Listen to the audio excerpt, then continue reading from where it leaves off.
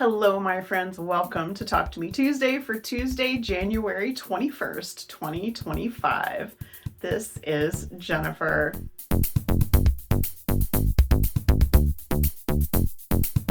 So I thought I'd wear something a little extra special today because it's actually below freezing when I'm recording this. And my eldest child knitted this beret for me a couple years ago, and I don't get that many opportunities to wear it. So I thought I'd throw it on so you guys could see how beautiful it is. I'm very excited to share that the Sewjo was real in the last week. I had one of those weeks where there was a lot of external stuff going on that was very stressful, that I had zero control over. And whenever I had the chance, I came in here and I sewed. I had printed out a lot of patterns and I had pulled a lot of fabric, and I would just come here and grab something and just go. And if you guys came by last week and watched my video, then you might remember that I had about 3 rows worth of blocks finished last week. This week I have 6 rows of blocks, and I'm only missing this one. And a little carpal tunnel flare-up is the reason that one is not done.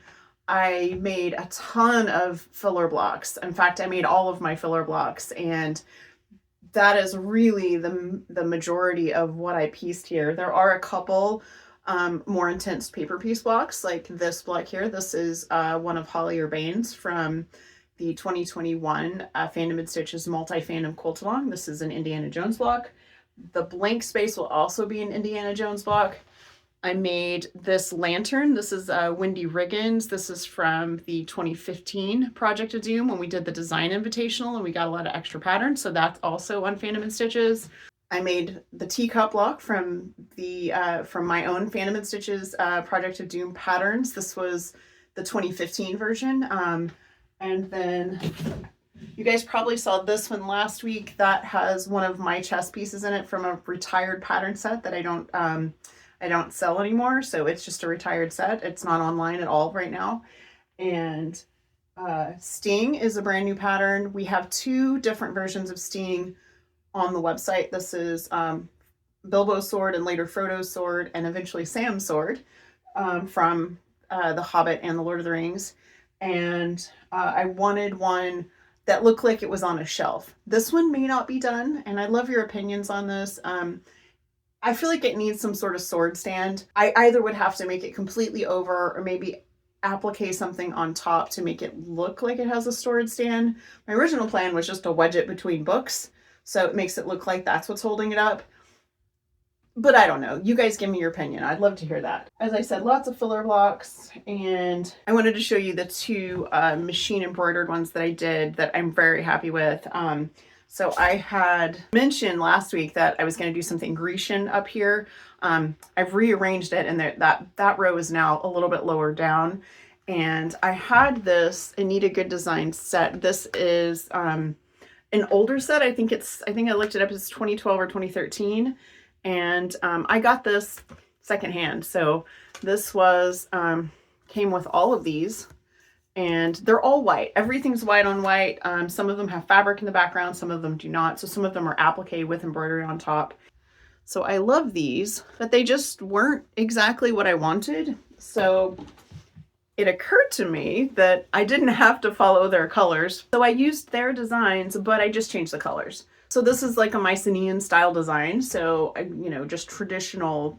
I mean, you just Google it. You'll see it everywhere. The terracotta color with the black and other colors on it, which, for fun fact, we got to go to a pottery, an ancient Greek pottery thing when we were on our Greece tour last year. And we learned that all of the colors, they're all made from different kinds of clay. There's no paint or anything. It's all different colors of clay. So anyway, so I did this one, and this is just an orange grunge with black thread. I love the way it turned out. And then put books on either side. And then this one is in the style of the plates, because you see those as well. Those are everywhere. And so this was actually 3 different designs. So there was the circle applique from My Brilliant software. And then this came from the Anita Good Design set. This, I have no idea where it came from. And I'm going to throw a little tip in here for anyone who starts to collect any kind of pattern, machine embroidery, knitting, quilting, whatever. put the name of where it came from in the design name. If it doesn't say it in the pattern, like machine embroidery patterns are just designs. They don't have information in them. So it's not like saving a PDF where it has the designer's name and the website name. There is no information in there. And a lot of the companies that sell stuff like this, they're just numbers. And so it doesn't really mean anything to you. And so certainly doesn't mean anything to me. So what I do now is I will put, like, for example, this set on my hard drive says, it's the number of this design, because theirs are numbered. And then it says, I need a good design, Grecian garden, because that's where it came from. But like this, didn't put anything. So it just has whatever the inventory number for this thing was. So anyway, just a little pro tip for you guys. So I love the way both of these came out. I think they're fantastic. And they were exactly what I was hoping to add for the sort of Greek vibe. And these books are going to be the Iliad and the Odyssey. I also went back and did a lot of filling in. I took blocks that maybe had a lot of space in the background and I added books. I'm still planning to do that to this block right here, because I chatted with my husband and he said he likes the negative space that I've done, but he would like to have more books on the shelf because he just sees it being more like a real bookcase if they're more crammed together. So I'm going to go back and I will add some books to this block. I think I've gotten all the rest of them. Again, I'm just taking a break because my wrist started twinging and it just needed a break. So I have a pile of mending that's backing up, which is going to get taken care of as I'm putting titles on books. I did have my husband sat down on Sunday and added a bunch of titles to the spreadsheet that I started almost 5 years ago for this project. So I have a bunch that I can be working on. And what I will do is I'll be working on those in my Brilliant software and then using the opportunity to learn more about positioning my embroidery machine. I want to make sure that I learn how to have more control over where the position is, because mine has a laser pointer and it has the ability to like move it to where I want it. So that I'm hoping will be a way for me to just up my skill level. It's something I mentioned to you guys in my New Year's videos.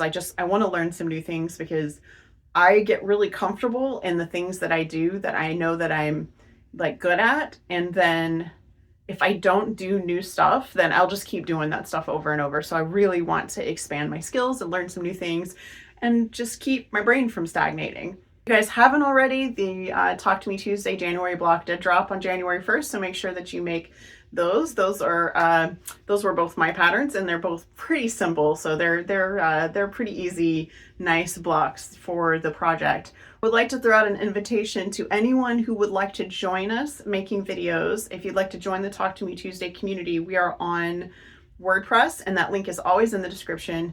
I know some people have expressed to me that they'd like to make videos, but they don't want their videos on YouTube.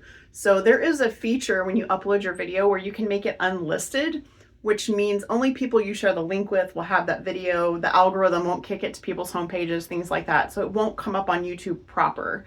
So if you make it unlisted, you can share it on Talk to Me Tuesday and the WordPress community will see it. And right now we have about 40, 50 visitors a week. It's not a huge amount of eyeballs seeing those videos.